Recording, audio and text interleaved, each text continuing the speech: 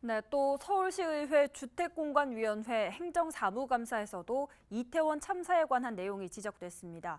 참사 현장 주변에 이른바 T자 골목을 중심으로 위반 건축물들이 6곳 이상 있었다는 건데요.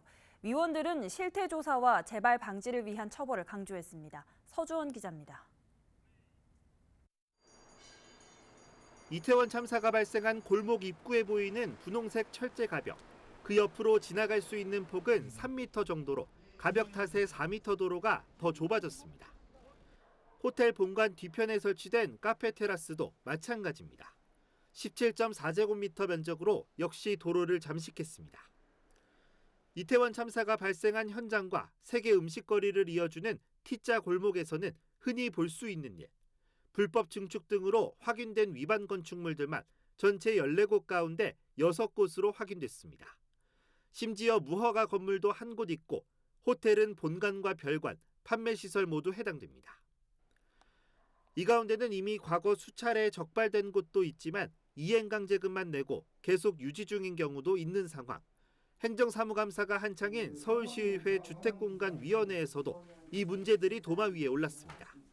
안타까운 사고가 발생한 지역에서도 보니까 불법 건축물에 대해서 경고를 주면 다시 철거를 하고 또 불법 건축물을 만들고 해결이 되지 않고 이제 끌고 가지 않습니까?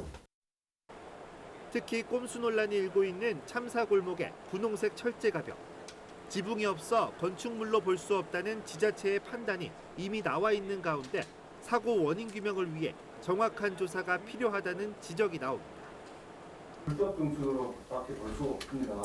위에 지붕이 있든 없든 간에 희생자가 너무 많이 발생했어요.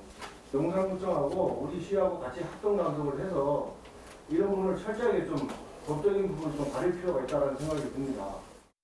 가설형 펜스다 이렇게 좀 판단이 되고 있습니다. 다만 이제 저희가 이 도로를 침범했느냐의 여부는 현장 실측을 통해 가지고 저희가 좀 용산구청을 통해서 확인을 요청을 해놨습니다.